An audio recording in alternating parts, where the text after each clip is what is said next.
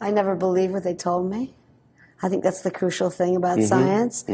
I believe what I saw myself. Science was not a question of your political opinion or your orientation.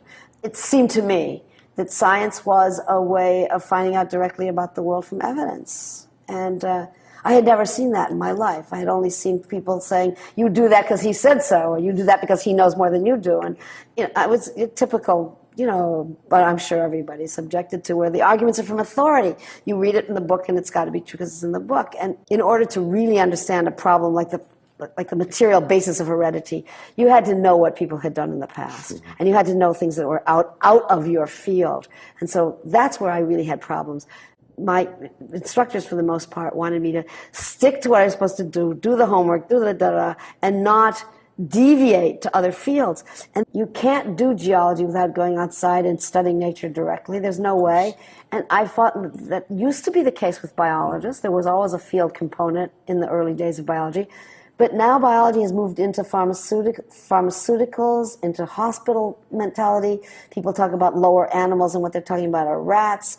And the naturalists, who I think do a huge service to the quality of life on Earth, the naturalists are marginalized. Maybe 4 or 5 very fine ones have either died or retired over the last decade, and none of them have been replaced. They've been replaced by NIH cancer-type biologists, and I never wanted to... Is that for a lack of suitable replacements? No, there are plenty of suitable replacements. It's because the policy of the chairman and the other people that make decisions is to hire the person who will optimize the rate of cash flow per square foot of university We know space. about that very well. I'm sure you do. And I have resisted that, and I'm very happy to resist that. And people say, well, she's not a scientist, she's a philosopher. So it's not as a woman, it's as a philosopher that I get trouble. I think you're remarkable because I noted that your laboratory operates on perhaps $100,000 or $200,000 We've been cut to zero, I want to tell you, in public. Oh. We've been cut to zero because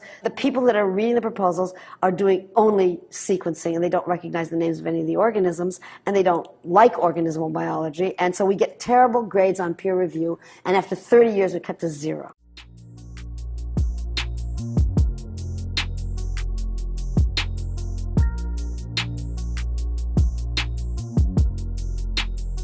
Welcome to What's Left, typically political discussion challenging the mainstream left. I'm Eduardo Barca with co-host, teacher and socialist Andy Lipson, and writer and teacher Jessica. We're online at whatsleftpodcast.com. You can find that link to our blog in the episode notes. You can also find our personal social media handles as @Don Eduardo Barca and @ZFDKE on Instagram, and Jess's Twitter handle as @JHomie89. Please subscribe, rate, review, turn on your notifications, and share your favorite episode where you found this episode. All right. Well, today we'll be having a discussion with Tom, a writer and Marxist, on a piece that he wrote on science and from a Marxist lens, joining us from Germany, a group, Free Left Future, Freie Linke Zukunft. Andy, I would like for you to introduce more on, briefly, if you can share with us your connection with Tom, since this is something that you thought we should interview Tom for. Jeff Strahl sent us this article, a series of articles written that the title of the work is, of this 4-part series is Virology as Ideology. And it really goes through 4 parts. A Marxist critique of science, then I would say of the medical complex, which Tom will tell us more about, then about the virology, and then I think the 4th part goes into, and it hasn't been written yet, goes into what would science look like in a real free society, in a revolutionary society. And I just found it fascinating. It very much dovetails with the things that I'm coming to myself as a Marxist and socialist, and runs contrary to the kind of ways that socialists and Marxists, I think, in the past have held up science as such a wonderful thing and separated it from this nasty thing that we often talk about in capitalism. The science is wonderful, the capitalism is awful. And I feel like Tom has really solved a riddle here and written a great four-piece work. I'm not going to say everything I agree with, but I feel like anyone who has wondered about what the hell is going on, what world is being exposed to us through COVID, should read this series to try to come to their own understanding, a deeper understanding of what world do we actually live in. So I'm really excited Tom has agreed to do this interview. I think we're going to be talking mostly about the science part today, but I think Tom may talk about more than that. So thank you very much, Tom, for willing to do this. Yeah, thank you very much for inviting me on to speak about what I wrote. I think we should start somewhere with fundamentals. Tom, you belong part of the Free Left Future in Germany, as I stated in the very beginning of this intro. What can you share with us how this group operates out in Germany? Yeah, so the Freie Linke Zukunft is a group that emerged out of this larger Freie Linke, free left movement, which coalesced in the German protest movement. So the resistance to the corona measures as an attempt to consolidate the forces in there that considered themselves part of the left, that recognized, at least from our perspective, that traditional and consistent left-wing values would make one opposed to the corona measures, really regardless of the scientific justification or content behind them, that went through and also as a way of asserting also publicly and making clear at these protests, making it harder for them to be smeared as right-wing fascist. Everyone is familiar with the denigration that these protests underwent, right? And so we emerged out of that to, one, try and take the message of the critique of the corona measures to a broader, in particular, left-wing population. On the other hand, to make the broader population to undermine this falsehood that was being propagated in the bourgeois media, that the protest had an overwhelmingly right-wing character. And finally, to also critique the corona protest movement itself from the left, and to help expose the right-wing demagogues which were active in the movement and the controlled opposition that was there to try and misdirect and manipulate that resistance. The Freie Linke Zukunft emerged out of a clarification process within that movement among a section, among other things, without getting into factional details, was particularly opposed to this equivocation over neither left nor right, trying to make a more rigorous, consistently left-wing line, not afraid of that left and what it really entails in terms of our tradition.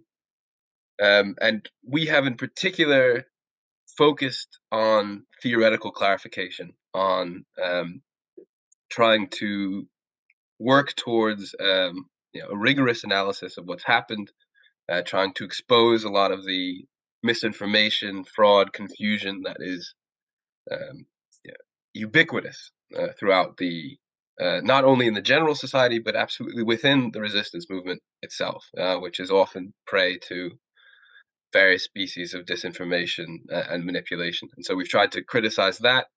We've made an effort to have a broad, still multiple stream or current left-wing approach. So there are anarchists and Trotskyites, as well as the fairly dominant anti-revisionist character, I would say, among the membership, but have really focused in particular on this theoretical and propaganda agitation work to expose and enlighten these. And of course, this essay arose out of that same approach.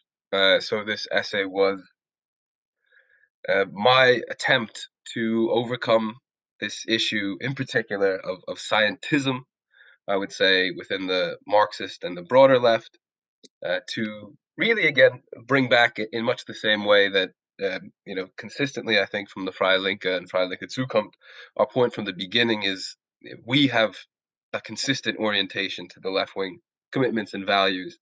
It is a lot of people who claim or imagine themselves to have, which have lost sight of that.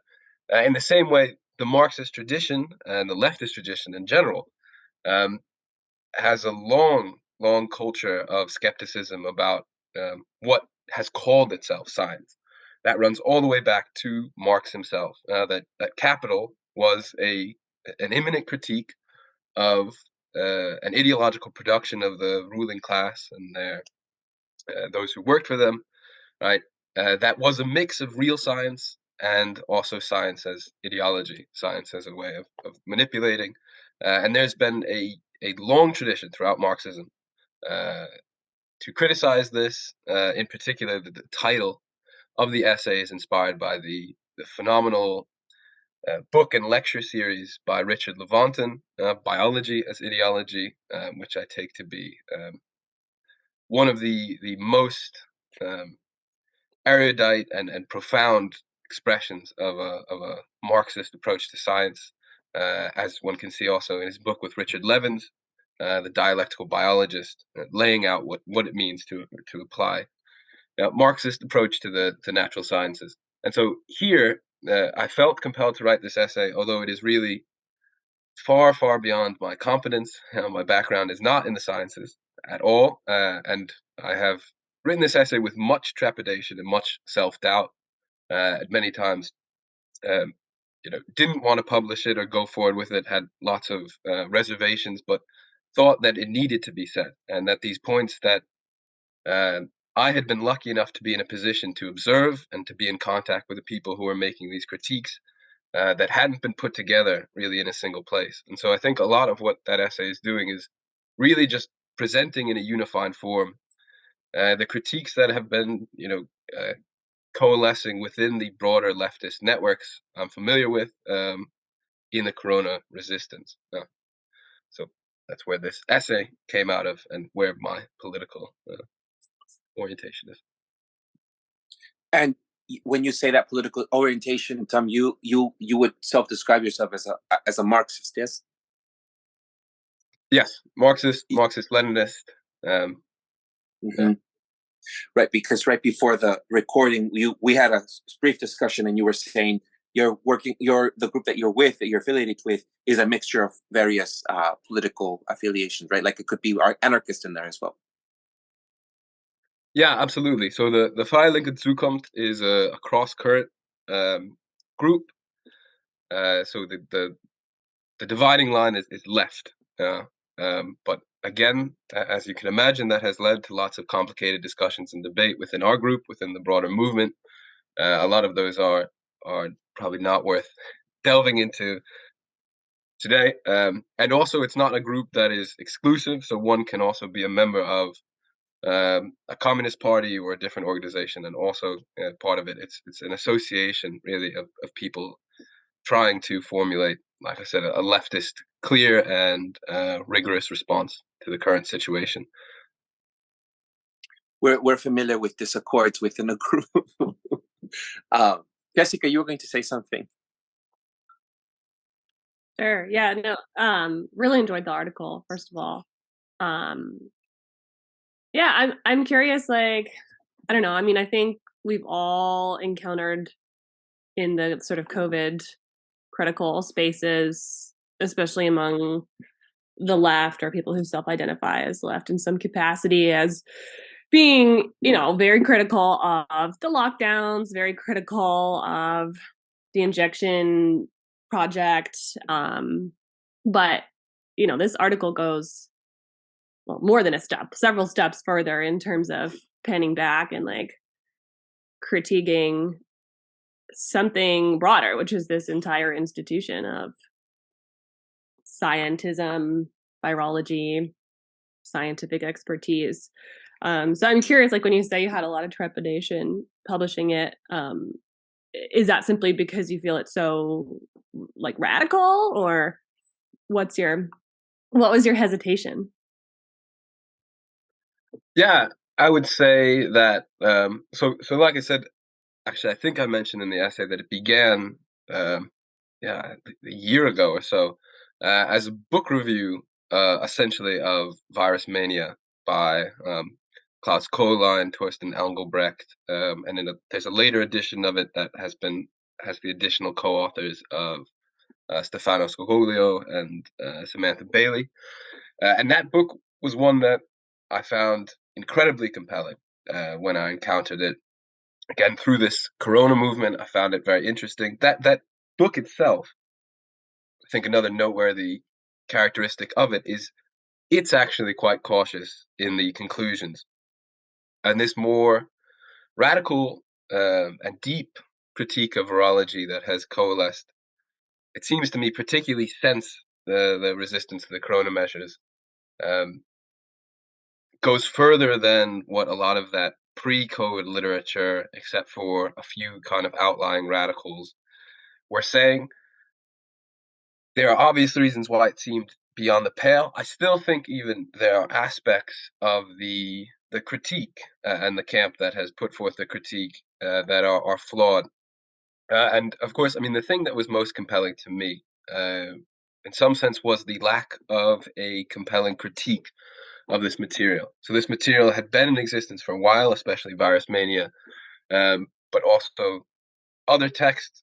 A lot of the perspective of this is informed even by texts that are not so, who basically agree with the basic assumptions of virology, but have pointed out the fraud or inaccuracy regarding vaccines specifically, in particular, Dissolving Illusions by Roman Bistranik and Susan Humphreys, I would note as a really phenomenal book, especially because it also highlights a lot of the history of working class resistance to vaccines. It's a bit of a tangent, but a really interesting point, and is also really scrupulous with these detailed graphs and data, and they're very transparent about the evidence and the data, and you actually can go and reconstruct their graphs, and I find it very compelling. So I came across, in particular, I think it was this critique of the efficacy of vaccines, which I had already, in some sense, been vaguely familiar of, with the basic point that was actually made by Richard Levantin, in his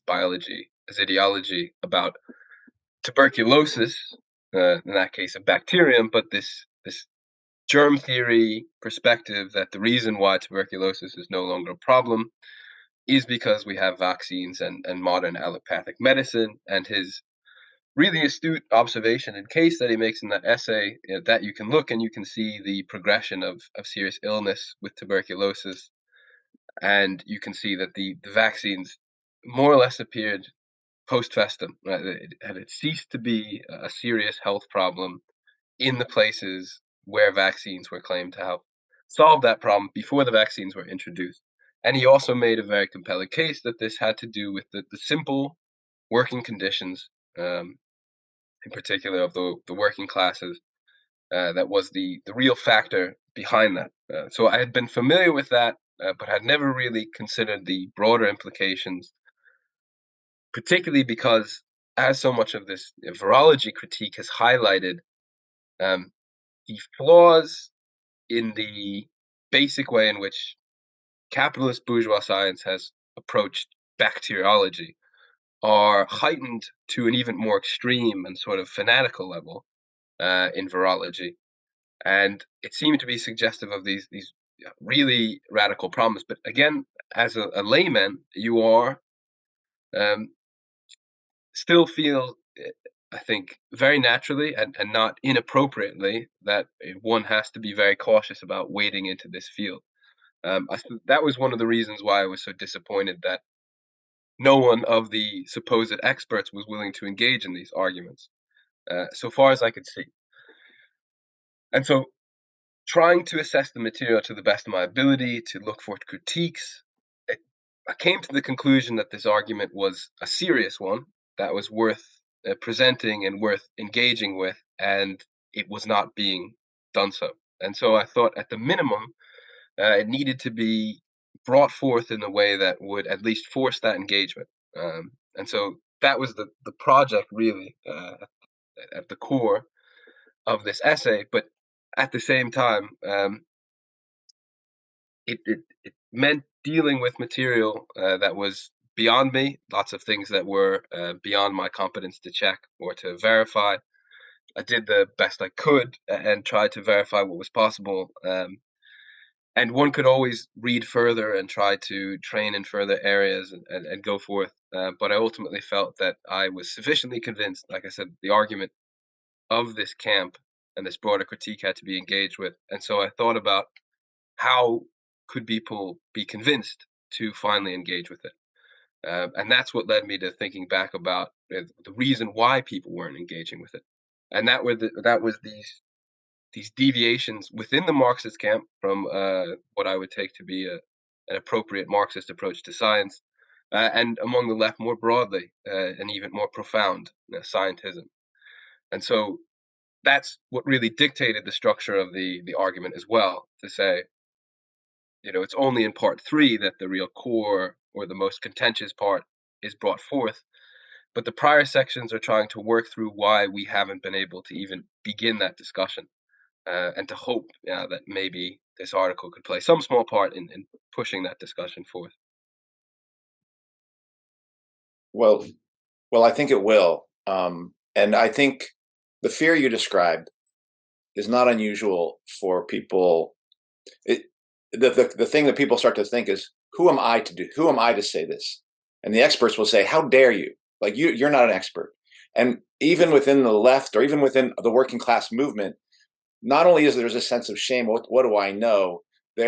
Internally, there's an attack culture of, you got this wrong, you got that wrong, so shut up, which actually is very destructive, I would say, for the development of a working class intellectualism. And both in Gramsci and in Lenin, and there is this notion of the working class intellectual, which basically really is attempting to say that this separation of mind from body, which capitalism has attempted and successfully achieved, needs to be unified, so that the mental part of your work and the physical part of your work are no longer separated but are integrated, so that really anyone is free to share an idea, because we all have ideas based on our own experience. And so I actually think you've shown a lot of courage, not just within the context of the bourgeois critique of any of your stuff, but within a critique that often we who are fighting this often wage against each other. So I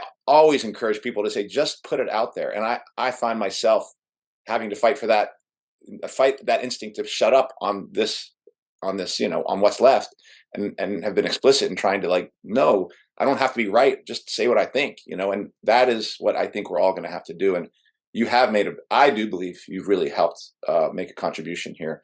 But I would also like to get into that material in terms of the science stuff. Before we do, though, I think what Tom is talking about this hesitancy as a layperson, I think that's what many folks have always thought. Well, maybe it's the scientists who need to come forward and speak to this. But as you said, Tom, scientists haven't come forward. They've either been silenced by big powers, or they've been censored if they do speak, or they're just invalidated, like Andy, who has a PhD, who is a doctorate, and they're just like, what?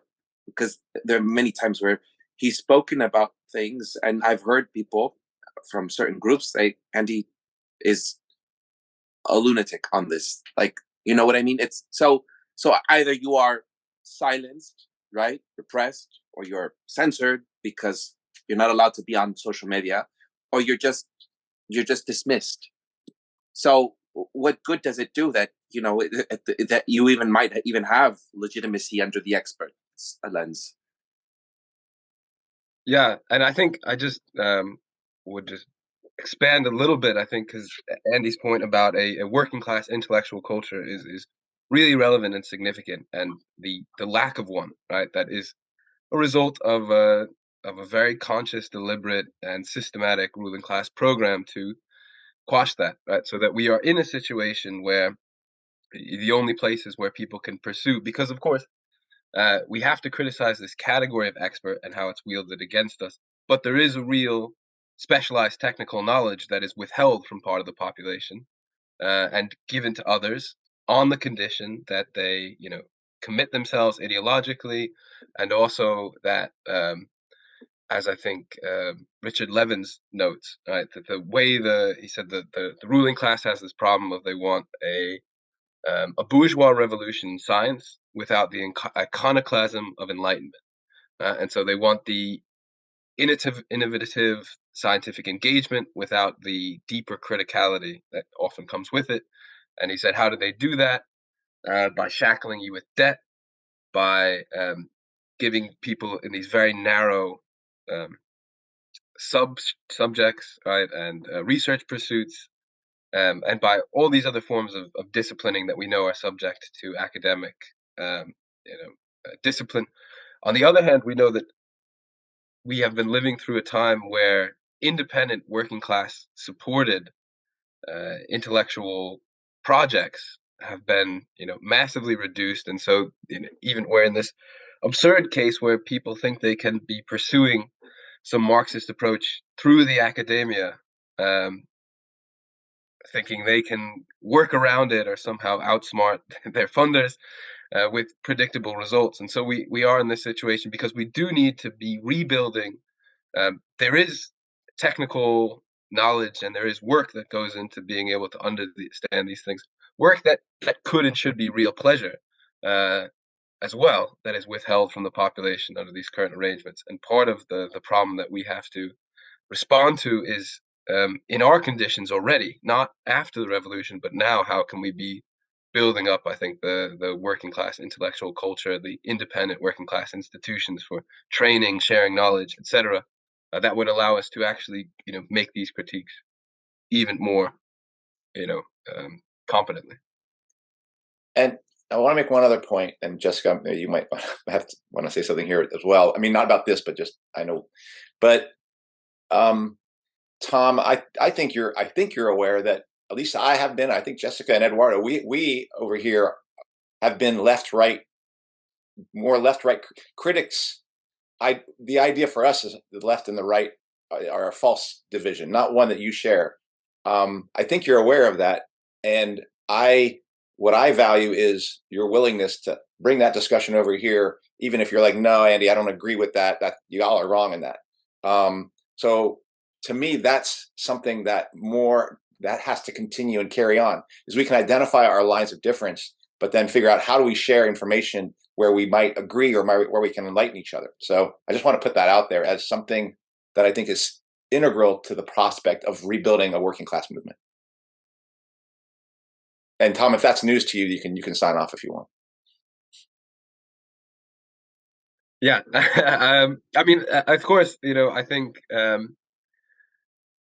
my presumption is that you would be left as far as I understand it, and I still do think that means something. I do understand how that has been adulterated and misused, that category, but I still think it's useful. I think the ruling class understand who's left and not as well, and it's very easy to see, and I think it helps us too. But I also do think, of course, the artificial barriers to discussion as managed by the ruling class, like all the borders that they try to impose, are ones that benefit them. Yeah, I mean, just to say, like, the obfuscation of language is so fundamental to so much of this, and I mean, we do constantly every week. I feel like on this show, we're like, no, team sports, left, right, do away with it. But then I think we also get pulled back into what we see as more authentic and like historically grounded understandings of, for instance, the word left, or even like in your article, Tom, the definition of science, right? Stuff like this, like, it gets obscured, but I think if we pursue a definitional inquiry like that, oftentimes it leads us back to like the more meaningful like clarity, right? And the relationship between language and material reality. Well, should we get into like some of the meat of the article? Yeah. Yeah, why don't we? Or part one, we're going to focus on part one too. What do you think, Tom? Do you want to kick off what your part one is about? I actually have a potential way of introducing it, if you'd like, that goes into other fields of science I've been thinking about. What would you like to do? Sure. I mean, I think kind of almost the more interesting thing is also me defending the article or presenting the ideas of the article, but also like you adding, I think is interesting and very productive as well. Let me try to give a framework, because I very much agree with the framework. So let me try to give a framework for how I understand the article, some parts where I would add like other areas of science that prove your point, and then let's just take it from there. And then you can say what part I get wrong or something like that, and other people could do the same. Does that work for you? Yeah, sounds good. I mean, one other thing before, I appreciate you saying that you would, the way that you would almost go about this is defending your article, because I think there would be questions from the left about certain aspects of it. Like, so I think I'll pose those questions and you'll respond to it if people have that in the audience. So thank you for saying, in defense of your article. But go ahead, Andy. So there's the opening line in part 2 is let me get that. Hold on, just make sure I get it right. Science is a product of the society that owns it, and that's such a simple line. And I will say that I have been a socialist and Marxist much longer than I understood that point you're making right there, or that line, because while I was fully opposed to capitalism, and I'm not talking about having a PhD or anything like that. I'm just saying whether I had a PhD or not, while I was fully opposed to capitalism, I almost looked at science as separate from capitalism and would marvel at science, would talk about what science could allow for, what the socialism that science would allow us to produce. And for that reason, I kind of segmented science away from the system out of which produced it. Science, capitalism, I do believe that modern science is a product of capitalism, not vice versa. And so it's going to have all the problems, and not just corruption, but the deep rot and the deep harm actually to workers that is implied out in capitalism. So that modern science is an attack on workers, not something to benefit them. And in that regard, and this is my way of looking at it. And that I've been coming to that very much more so when I look at like when we talked to Eric Lerner, who talked about, well, everyone's been taught the Big Bang and that theory of how the universe started, but he goes, that theory is wrong. And any of us astronomers who tried to talk about a different theory that doesn't require dark matter, which never has been produced, that doesn't require dark energy, which has never been seen, which doesn't even talk about black holes, which says even all those can be pushed aside, but actually talks about the universe as being organized around electromagnetic forces rather than Newtonian gravitational forces. Anyone who said that has been pushed aside and like discarded in the same way that we've seen critics of COVID discarded. And in a similar way, I see the same thing. So that's on the largest scale of science, the universe. But if you go down to the smallest scale of science, there are problems in particle physics. The attempt to find new physics, because the standard model of all these gluons and various particles that they say things are composed of, that everything in the universe is composed of, while it's self-consistent, doesn't seem to explain all the things that we are seeing. And so they've built these giant particle accelerators, and they built this latest one in CERN, hoping to find the Higgs boson. They said they found the Higgs boson, but there are people who say, no, that particle you found, you have no evidence that that's a Higgs boson. You're just claiming it because it's appearing at a unique energy. And I actually think that the people who are critical of that make a lot of sense. And so what are they doing? They're going to build a larger particle accelerator to try to find new physics again. And it's both. It has all the elements of both corruption, of a kind of Pharisees that says this is the way science is going, both in the astronomical world, but also at the very small particle physics world. It's a controlled set of people.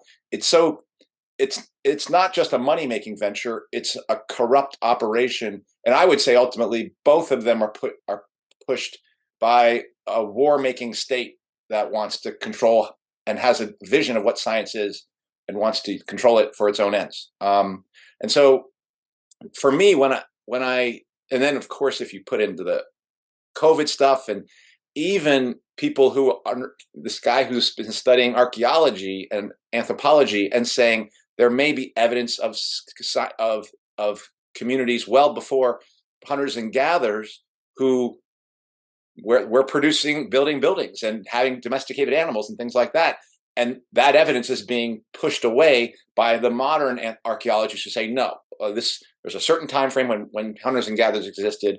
And then only at this particular other time did people begin to domesticate animals and build buildings and things like that of any size and scale, even though there seems to be direct physical evidence that giant buildings were built well before we have said. And so I started to see capitalism and capitalist science as this mob operation that was people just controlling it and using it for their aims. It's seeming like disparate aims, but to me, as a Marxist, it all is under the aims of what the capitalist needs. And so your critique, to me, seems very natural in terms of how a Marxist would look at capitalism. I'm sorry, at science. And so I just want to add that in addition to your skepticism about virology, which I want to hear more about, and I know Jeff definitely is somebody who's been talking about that, and he's a partner of ours at Workers and Students for Choice. I feel like you've just opened up a complete new way, or what I would think is an obvious way that Marxists should be looking at this, if they thought capitalism was at the core of all our problems. So that's my starting point, and maybe you can say what you want of that, and add what you. That's what I gleaned from that first reading that I took.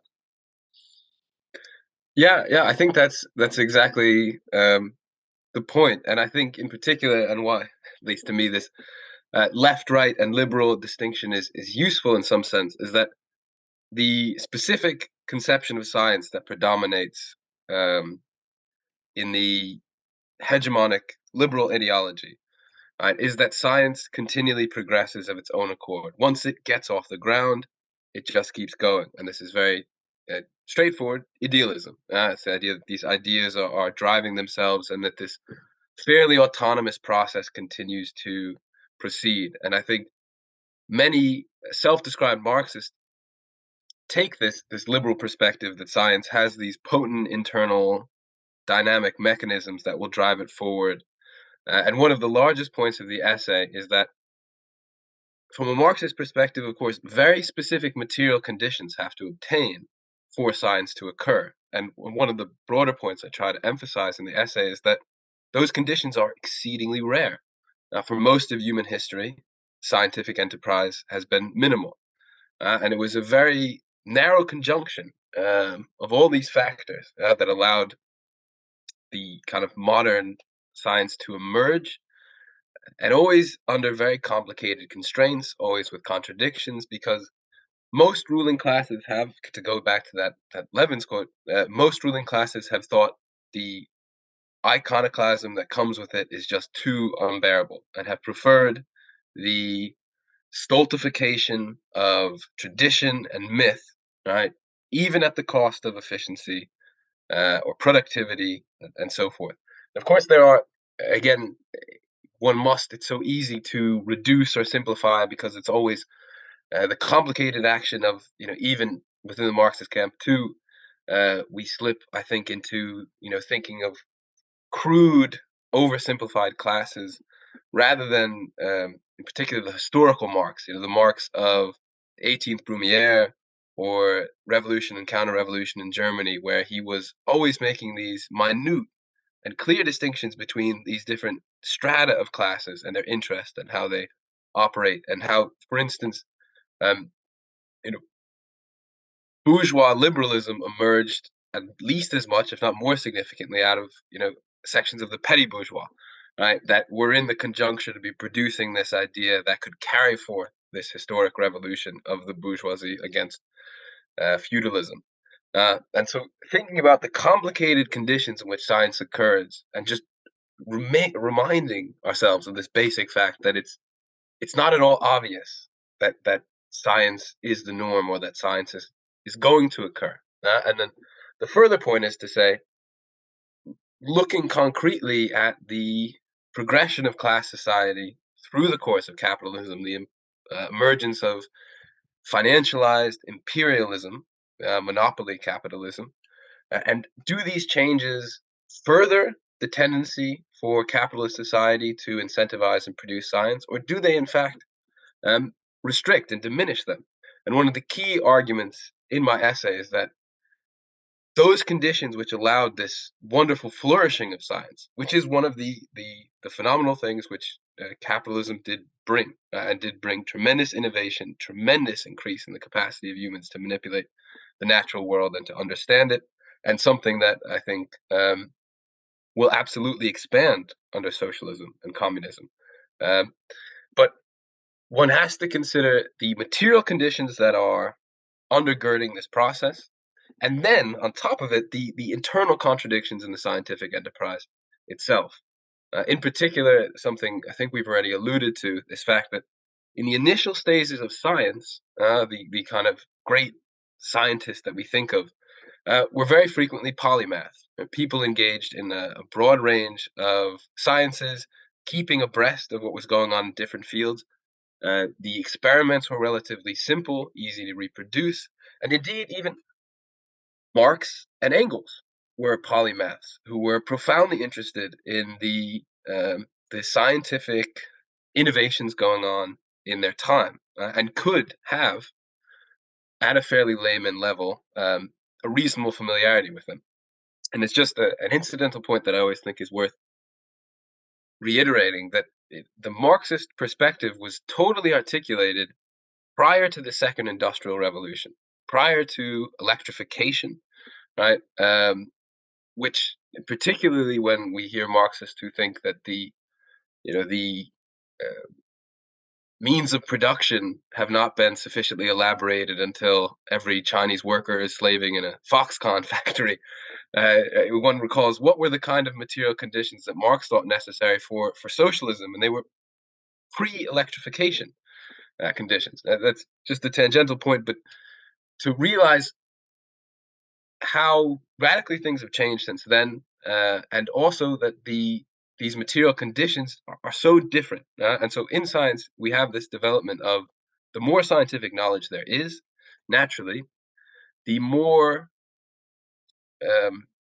differentiation needs to occur within the sciences for any further progress to occur. Right? At a certain point, it is simply impossible for any individual person to fully rigorously study even their whole general field, or even what we would consider a subfield. And so we've gotten progressively towards the point where anyone who wants to rigorously pursue the sciences has to specialize in a very narrow, specific area, and that necessarily entails taking an awful lot on faith. Right? When the science, implicitly or directly, however you want to conceive of it, means these empirically verifiable experiment-based knowledge. But when that happens, of course, we perfectly reasonably say science is either knowledge acquired in such a way, or knowledge that we can reasonably believe to have been produced in such a way.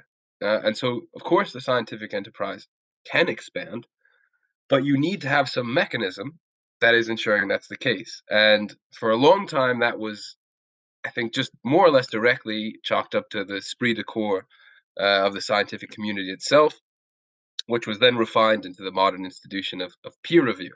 But as I point out, particularly in part 2 of this essay, it is absolutely beyond any doubt that the institution of peer review is, as it stands today, totally incapable of providing that function.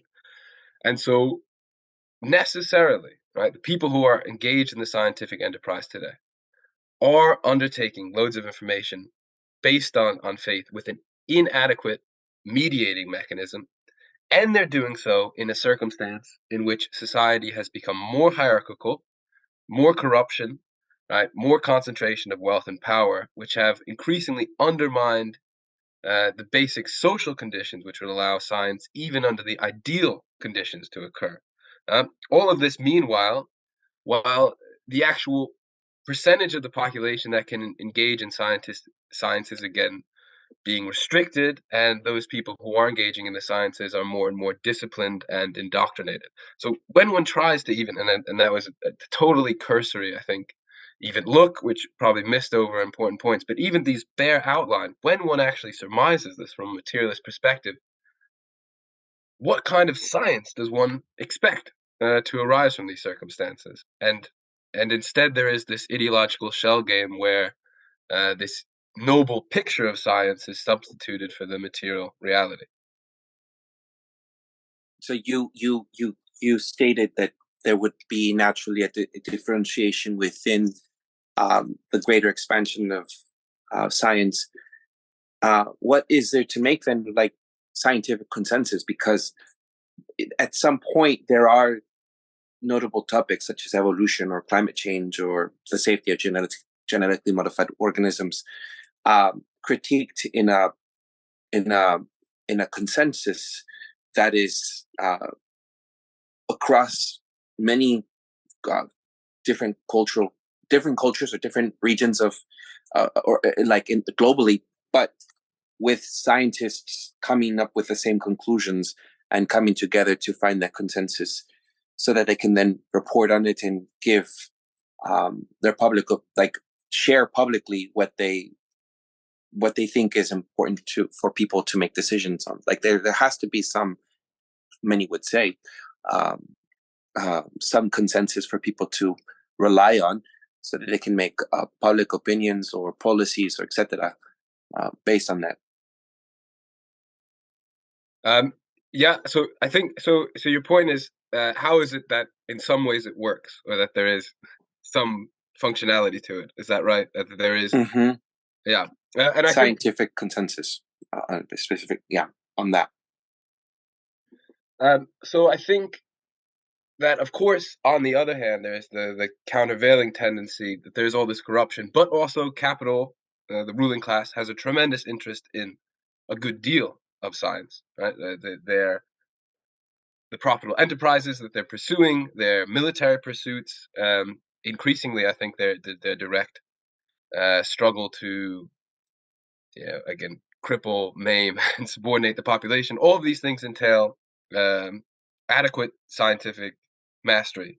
So there is that tendency that there is, even in this, the ruling class has an interest in making at least some science effective, although I think we are living through also probably an increasing rift, as I note in the essay, towards covert science that is precise and particularly technically sophisticated. I think these conditions do allow for a lot of technical sophistication, if not solving a lot of these big picture problems that Andy alludes to. On the other hand, though, the fact that science can come to these consensuses, I mean, I think the first point I want to make is that it's a bit of a tautology, right? The people who are allowed into the scientific community are people who agree with or are typically willing to agree with a lot of these positions. And once they don't, they tend to be excluded, and one arrives at consensus. I think particularly when one considers on a broader scale, both within the imperialist core, but also even more so globally, what portions of the society are permitted to enter into this category of scientist. And it is a very inaccurate sample, right? It's not a representative sample of the global population. It's one that has a tremendous investment in the current order of things, which is tremendously invested in the social order. And so I think when you consider these factors, then of course it's not surprising that these consensuses can be formed, nor also I think it's important to remember can a highly flawed consensus doesn't necessarily debilitate the practical operation of science, especially on a granular level. It's certainly not the case that a theory, especially at the highest level of its abstractions, must be correct in order for effective science to occur under it. I guess the additional thing I would say is all of those areas, climate change, theory of evolution, molecular biology, all conform to the model that Tom's describing, which is one that is essentially, at least within this, just if you just put it within the scientific community, all of those are constrained by the peer review process, where you have people at the top. Not only are they not incapable of deciding, like, of getting good science, they are positively, it's in their best interest to keep out ideas that might threaten the way they got to the top. And the way they got to the top was climb this information hill, an information hill that was not proven by experiment, but was largely things people came to from saying, oh, somebody told me this, I agreed to it. Oh, then there was this other thing, they told me this, I agreed to it. Now I can get to this top part where I can actually do an experiment on it. But I had to get there, I had to agree to all the information beforehand that I had no knowledge of based on experimentation. That's number one. And I'm putting aside the idea that this all occurs under capitalism and a profit motive. But climate change is, and this notion of scientific consensus is in fact a statement of the kind of control that they operate. Because there isn't a consensus around climate control, there are people, or climate change, there are people who critique the idea that the framework that climate change that's happening is happening just from man-made carbon dioxide production. We know a person we talked about last week around the dimming. He might acknowledge some of those things, but he himself is saying, no, a lot of this is a result of the solar radiation management techniques that we were using, the so-called solar radiation management techniques that are producing those problems. And other theories are out there that would say something beyond that. And in theories of evolution, which this notion of gradual change that is seen through potentially genetics, that's how species evolved. We were talking earlier about Lynn Margulis, who basically said, no, there might be some slow changes, but the actual development of species is often a revolutionary act. It actually occurs from some major event that's happening that's unexpected that produces the possibility for a new organism to come about. That was symbiogenesis that she talked about, and she was criticized harshly when she brought that up because, again, it didn't conform to the model.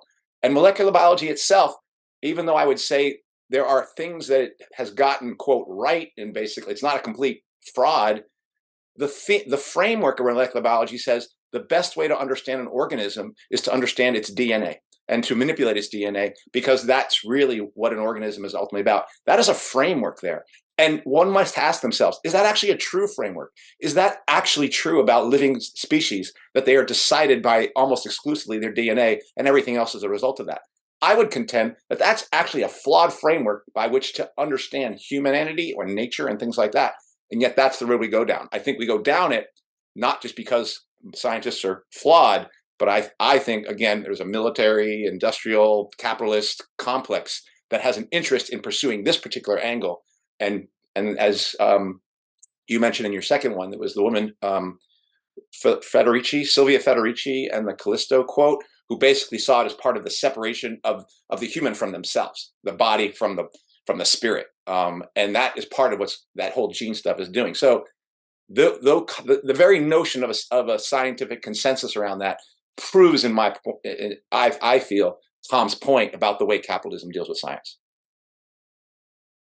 I want us to go further into Tom's article. And again, I'm not trying to take more of this point. There would be people here who would say, then, if anything goes, that's why we do have flat earthers, right? People who believe that they can prove scientifically that the earth is flat if we don't have some consensus around how the world functions and operates using a scientific method. That's up for discussion, but not to. I would say, yeah, flat earthers are going to be in the discussion, and welcome, about the way the universe is constructed. Come on in. If you want to believe that the world revolves around the earth and you're a Copernican believer, come on into the discussion. And I think the question, though, is, and this is where I think science has gotten itself in all those places where people criticize the astronomical science and the particle physics, is the separation of observation and experiment from theory. All those areas are people are moving more theoretical, without any sort of observation to back it up. And if people have observations that they've drawn whatever conclusion from, that's part of the discussion, and I welcome it. So, but you're not necessarily saying that you agree with it. Doesn't have to. I agree with I agree with their right to come up with their own theory and have that be in the discussion place for workers to figure out how is this world constructed. Tom, or I completely agree with Andy's disposition, which I think is the rational, democratic, and scientific one, that they can put forth the idea. And I think the whole point we're making, I mean, I have to say, I have not investigated at all the flat Earth argument, but I think the critiques that we're speaking of, we can cite very specifically the flaws that appear in the dominant ideas, and that when those dominant ideas are questioned, that rational and scientific arguments are not actually mobilized to answer those queries. So usually what is responded to is these, blunt appeals to authority. Whereas, in fact, I don't actually think that people have to respond to consensus to quash the concerns of flat earthers. There's not any mass consensus statement of astronomers or anyone else, so far as I know, that has tried to deal with this, because that's actually not the level on which the dispute seems to be occurring. Whereas we're saying specifically in a lot of these areas, in modern capitalist science, profound problems have been raised, and the response to them has been discipline or slandering, rather than a serious engagement. Whereas there can never be a harm in engaging with an idea. No idea is dangerous, I think. Mm.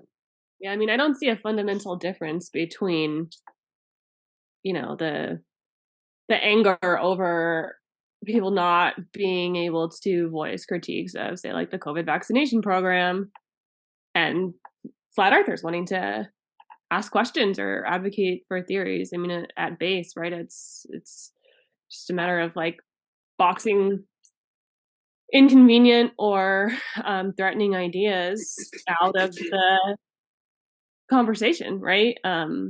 And that enables the status quo to continue. It benefits the ruling class, right? And I mean, as Tom has illustrated so articulately in the article, like, they're only interested in science insofar as it benefits them, right? Insofar as they can weaponize it.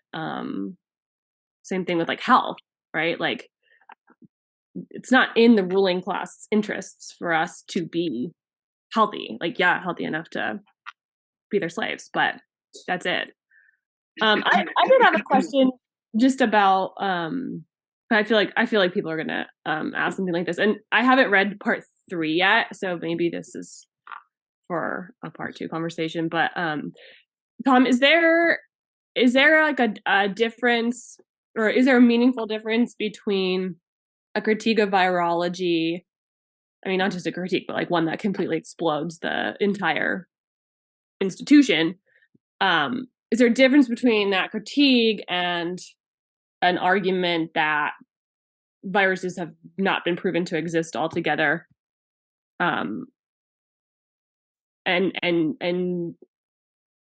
like, does that distinction matter? I'm just sort of anticipating the germ theory, terrain theory debate in our audience's mind, as compared to like a lot of the sort of framing that you do and critiques of the institution in especially like the part 1 section. I don't know if that question makes sense. Hopefully it does.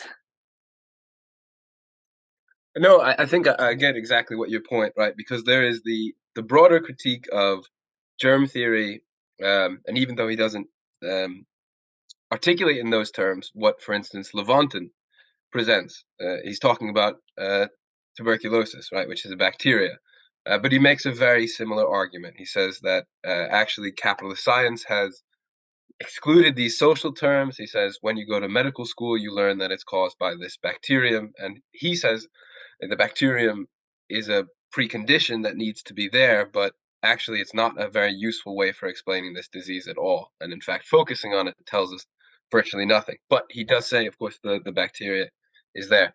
And from what I can see, bacteria are well characterized. We can see where they are, and that they're clearly involved in the disease process, it seems, although I think there are probably meaningful questions to explore about their nature as causative agents. I particularly like Levantin's point that even, he says, mesothelioma, he says asbestos is not an agent, right? It is a social manifestation of the agent which drives it, which is the ruling class, which puts us in these poison environments and makes us vulnerable to these poisons in the first place.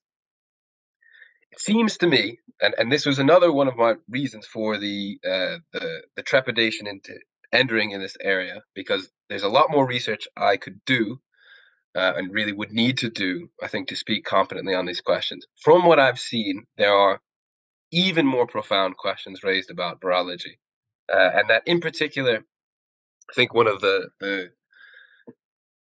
difficult areas that needs to be explored is that, on the one hand, a lot of anti-virology critics, for instance, are very fixated on this question of isolation, and can this isolation occur? And I do worry that, at least as some of the more simplified versions articulate it, fall back into an extreme kind of mechanism, an atomism that itself is alien to the broad kind of Marxist approach that we spoke about earlier. And the idea that it would actually be possible to fully isolate something from the life process that it's involved in, and see it nonetheless exactly as it is in that life process, I'm not sure that's the case at all either. And I think there are real questions to ask about that more simplified form. But the problem is that mainstream virology does seem to explicitly imply that, and even more importantly, is based on these really crude experiments. And that's in particular the basis of part 3 of this essay, is looking at getting away from the big theoretical epistemic arguments about what would be needed to prove the existence of this or that kind of particle or phenomenon, but saying, what is the actual historical concrete basis for these claims? What have they actually founded their assertions on? And as those have been put forth in Virus Mania and by a lot of other critics, it is remarkable when one looks at the actual experiments that establish the basic assumptions. And when one looks at how those experiments were conducted in the context of this massive ideological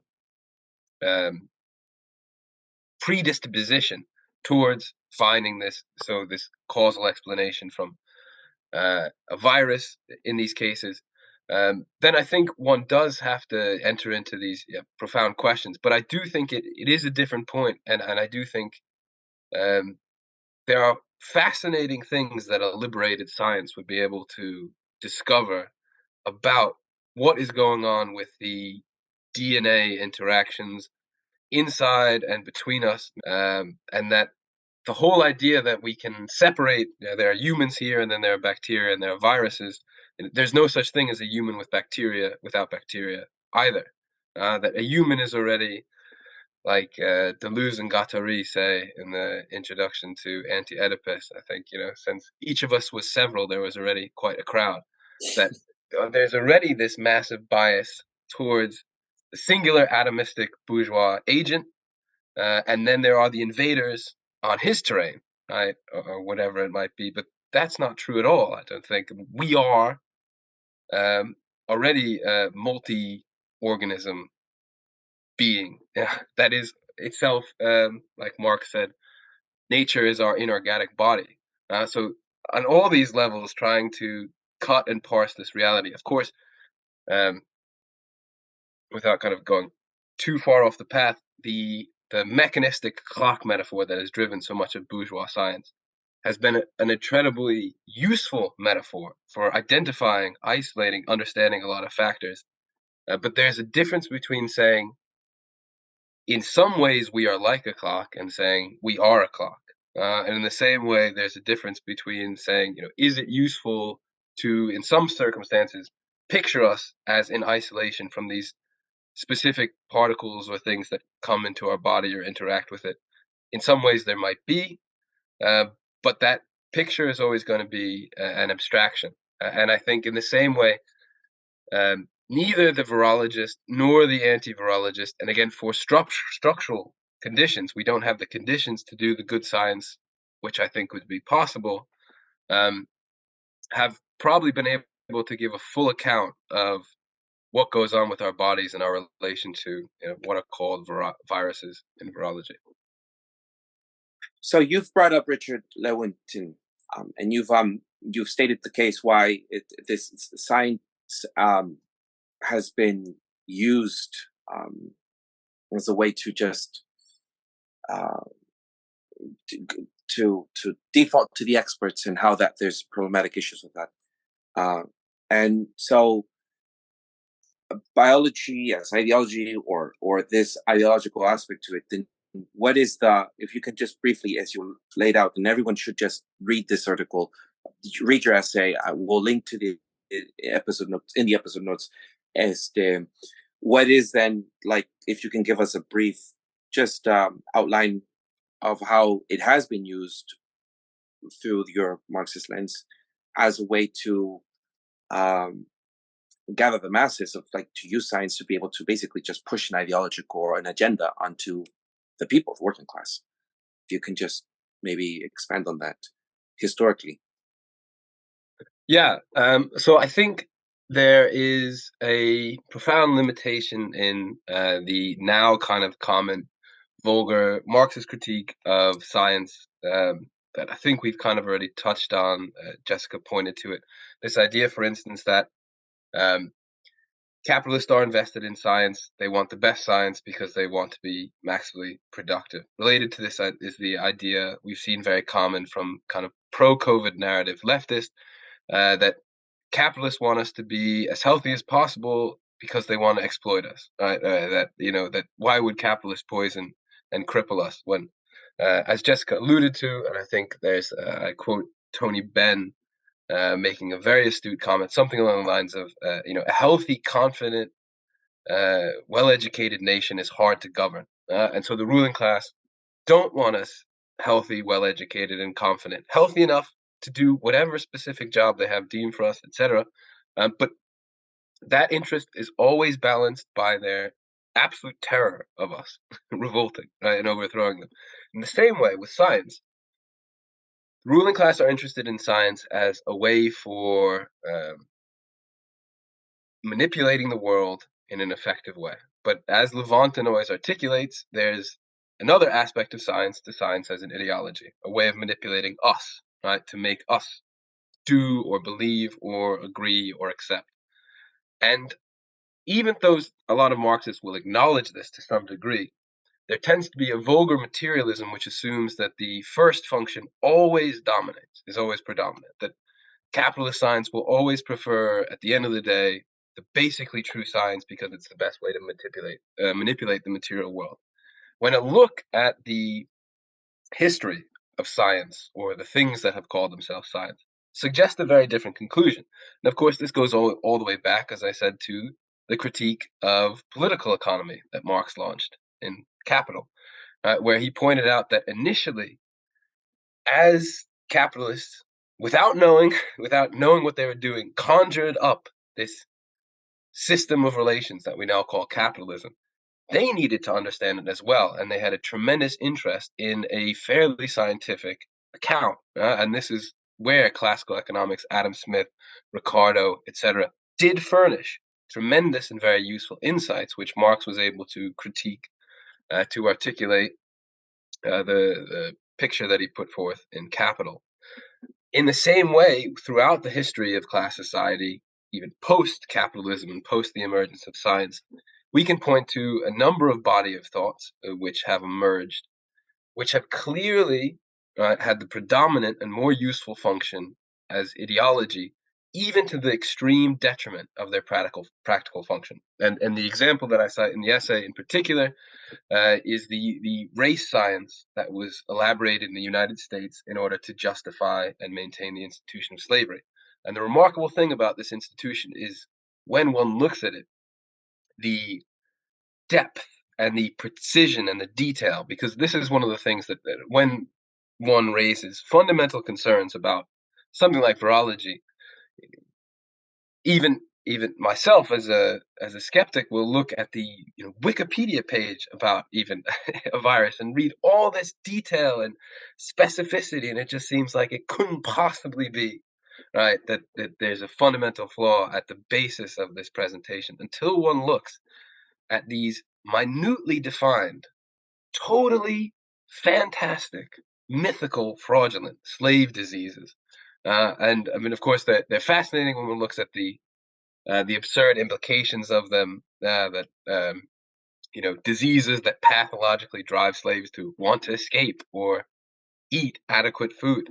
But the real elaborateness of the system, and that it was a real check, because an important part of the slave economy in the American South were these certificates of good health. In fact, the doctors who specialized in slave medicine made a tremendous part of their income. So this was a real cost that slavers were paying, a real check on efficiency, and it was to these guys, right, these scientists or doctors, often a vague line between them, upon which the entire thing was nonsense, right? And yet it was so elaborate and was such in some sense, it was a real impediment to the slave economy. If you looked at the prescriptions that arose out of it, they were obviously not the way to maximally exploit this population. But of course, there's an interrelation here, right? One even thinks of the point I think Marx raises in Capital One as well, that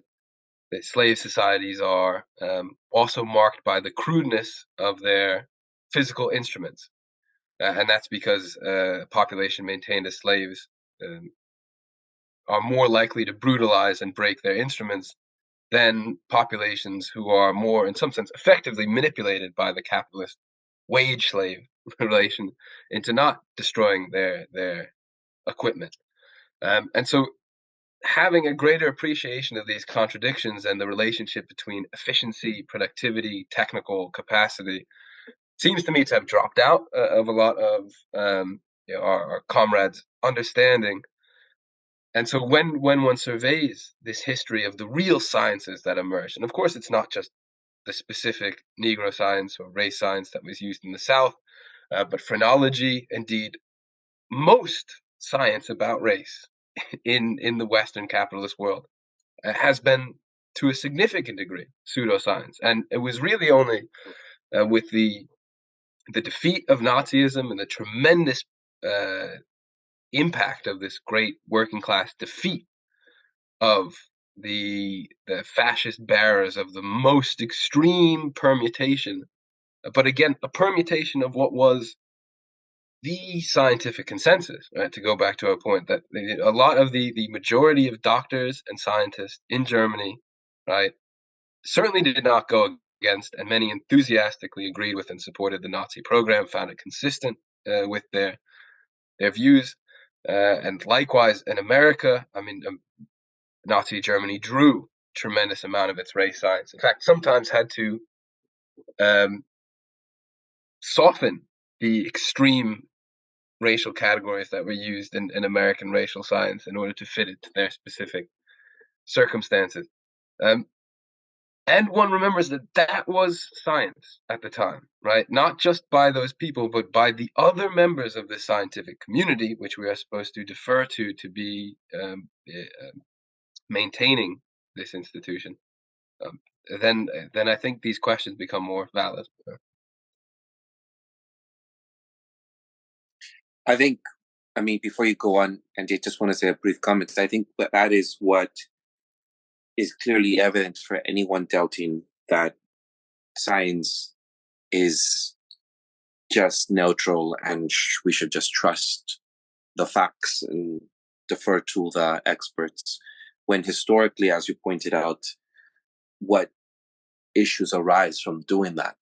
And as grave and dark as our history does tell, we at one point in history have deferred to the experts, and look what that has gotten us to.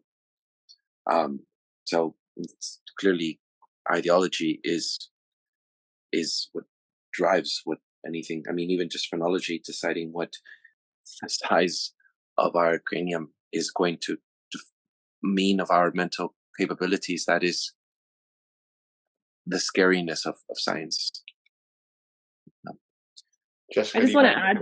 I just briefly wanted to add just another, I think, really important point that you bring up, I think, in part one of your article that relates to all of this is your critique of the sort of linear progress view of history and of science. Because, I mean, yeah, like with these examples, especially the slavery ones, are like, it is so easy to look back and critique in hindsight, but the conclusions that people draw from those examples so often seem to me to just be wildly like out of touch with I don't know, they're illogical, right? Because so many people will say like, yeah, well, that was horrible, and now look how far we've progressed. Now everything's not perfect, but it's so much better. And I'm even thinking about, like, I know you referenced Harriet Washington, Medical Apartheid, in your piece, which is a fantastic book that, you know, tracks the history of experimentation on African Americans in the U.S. and it looks at the pseudoscience of a lot of the justifications for slavery, and then all the way, you know, pretty much up through present of all of these like horrific experiments. And even she, though, like her conclusion, it's been a while since I've read the book, but I remember being really kind of flabbergasted that like ultimately her conclusion is, you know, she doesn't like, she's like, yeah, I mean, we still need African Americans to participate in trials and research, right? And we just need more informed consent, but like ultimately doesn't really advocate for breaking with these institutions, despite having done this research herself. And I just bring it up because to me it's like such a stark example of what we see so often with just the dismissal of it under the premise of linear progress.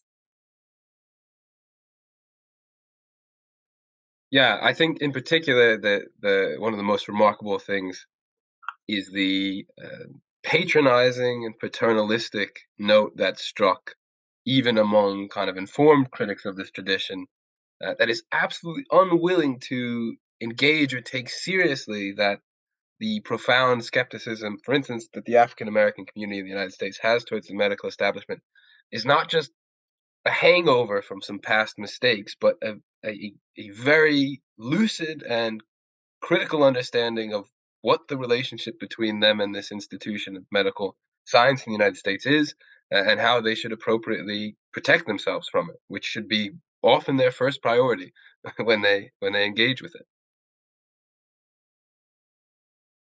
Yeah, and this is why, for me, I struggle to separate fascism from capitalism, except to say that this thread, or rather this theme of eugenics that has been in society for so long, and capitalist society for so long, it certainly was in the United States. It certainly was in Germany. You could see the project of fascism as sort of eugenics on the march, eugenics with tanks, and using that. But I struggle, to be honest, to describe the difference between capitalism and fascism, except as its more grumpier state kind of thing. But the other thing that I was thinking as you were talking was the reason that story about slavery was so meaningful to me, and I do feel like I want to read this quote because it really helped me draw a line between the so-called progress of science, because what was happening then under slavery, I see functionally no different from this monstrous thing that's happened with these injections, these global injections that are going on. That when people go like, what are they doing? They're harming people. They're going to killing people even. And people have theories about like, is there a depopulation agenda? Which I get. I'm just saying it makes more sense to say that this harm that is being done with these injections is intentional when you listen to this quote. So this was Samuel Cartwright, MD, talking about ways of treating unruly slaves medically. And he basically says, and as you put, he comes to the conclusion, a good whipping is necessary. And here's how he writes about it. The complaint of the slave is easily curable if treated on sound physiological principles. The skin is dry, thick, and harsh to the touch, and the liver inactive. The liver, skin, and kidneys should be stimulated to activity and be made to assist in decarbonizing the blood. The best means to stimulate the skin is first, have the patient well washed with warm water and soap, and then to anoint it all over with oil and to slap the oil with a broad leather strap, then to put the patient to some hard kind of work in the open air and sunshine that will compel him to expand his lungs, as chopping wood, splitting rails, or sawing with crosscut or whip saw. Any kind of labor will do that will cause full and free respiration in his performance. I don't see it like, if someone's going to talk about the progress of science from that point to 2022 in terms of Pfizer, Moderna injecting all these children with things that are killing them. I want to know where that progress is, because that's the reason. There's none. Like that is just a line of attack, historical attack. And I feel like the best for me, I now believe, I guess I would have at one point saw what is happening in terms of this COVID moment and with medical field and things like that as some sort of deformation, as some sort of going too far. And actually, I am coming to believe that what we are seeing is actually the real way our medical system works. It's just being more revealed, and it's true on all. It's true in all areas of medicine. I think it's also true of all areas of science, and it's been true throughout history. Not just slavery that was weird. We did that weird thing. Look what that guy's doing. But I think that the precision of their language, the use of certain terms that you even note some of the experiments they did to justify these theories they came up with.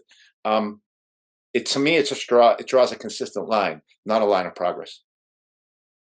Yeah, I just think absolutely, and that Cartwright was cited directly in the book. Jessica referred to, and then I looked even more expansively at what he was saying, and it was just remarkable, especially in that moment where we saw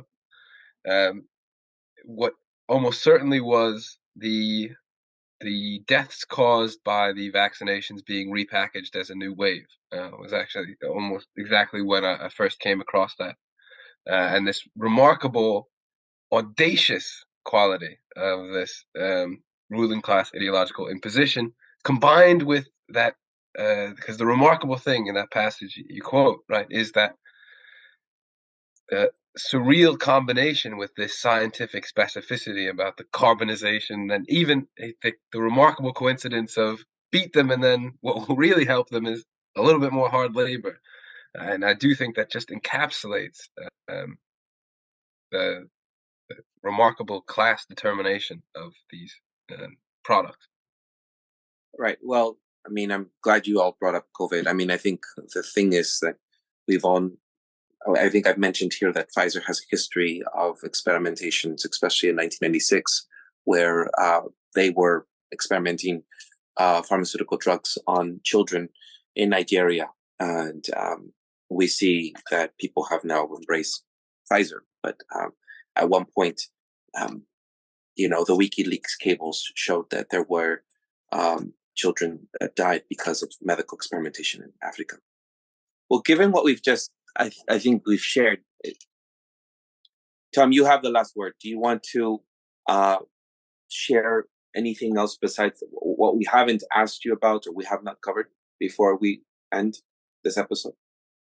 I think my main point would be a simple appeal to, again, that left, which I still think exists and I think is capable of redemption and is necessary of it, because, of course, we need to bring ultimately the class and historical analysis is the only way to make sense of this information. And one of Marx's favorite quotes that I cite at the introduction of this paper is, de omnibus dubitandum.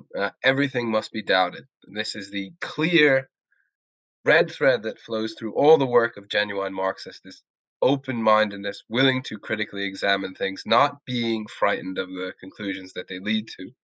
And just the whole project of this paper, and I wouldn't even be upset if it turned out to be, in fact, I would be happy and fascinated to find out that I was wrong, right? That there is lots of fundamental truth, because I don't think the conclusions of the paper draws are even contingent upon the truth status of virology. It is more about our relationship to this institution and ultimately our relation to the ruling class. And I think often about Mao Zedong's comment on the nuclear bomb, which is very much real, but that it was a paper tiger nonetheless. Right? That ultimately the impositions that the ruling class try to put on us and try to terrify us with, we must always remember, first of all, that they're the ruling class, right? and the people that work for them are primarily the people who are working for the ruling class, and the ideas, the information that is put to us, right, we must always think, where does it come from and why is it in front of us? How has it gotten here? And what's the goal? What is the ruling class or the non-ruling class, whoever puts it in front of me, what are they trying to achieve? What I'm trying to achieve by putting this information forward is to get people to at least engage, right, and to take up this project of inquiry and discussion and debate, which I think has been lacking and which is necessary for us to move forward within the corona resistance movement, within the broader left, and of course, ultimately, as the critique that will lead to our further elaboration of overthrowing the ruling class and establishing the conditions in which real, meaningful, liberated science can occur at all. Well, Tom, I really first of all, I thank you for writing these articles. And I thank you for sharing them with us and taking the time to talk with us about them. We definitely hope to carry on with this discussion with you. So thanks a bunch. I think you've actually done a real service in that theme of what was the doubt everything. I think you have done us a service by getting people to reminding people about that being itself a revolutionary act. Yeah, just an appeal to listeners to check out the articles because I feel like we scratched just like a tiny bit of the surface. They're really, really rich. So that does it for this week's episode. Thank you, Tom, joining us from Freie Linke Zukunft. I'm sorry for the pronunciation, but the Free Left Future in Germany, that you've joined us and discussed your group as well as your piece on virology as ideology that we'll have in the episode notes, a critique of ruling class pseudoscience, which we did part 1 on. We examined and analyzed part 1, science and class society, and we hope to have another episode with you on part 2 and hopefully part 3 and part 4, depending on your time and schedule. And so we look forward to that. What's Left is a weekly political podcast channel challenging the mainstream left. We post information about our topics and our guests on the episode notes wherever you found this episode or on our blog at what'sleftpodcast.com. You can find past episodes to this podcast channel there and connect with us. I remind folks, if you like anything you have heard here, please subscribe, rate, review, turn on your notifications to any of our platforms on Spotify, iTunes Podcast, Stitcher, Google Play, BitChute, Odyssey, YouTube, Rumble, or Telegram. You can find our blog and any of those links in the episode notes wherever you found this episode. And if you would like to give us feedback about something you've heard or suggest something for us to cover, contact us through our blog. I'm Eduardo Barca with co-host Jessica and Andy Lipson. You can find our social media handles as at Don Eduardo Barca and at ZeptiKE, and Jess's Twitter handle as at JHomie89. Thank you very much, Tom, for joining us. We'll catch you next time and look forward to that discussion. And see you on next time. Tom. Thank you very much. Thank you. All right. Ciao.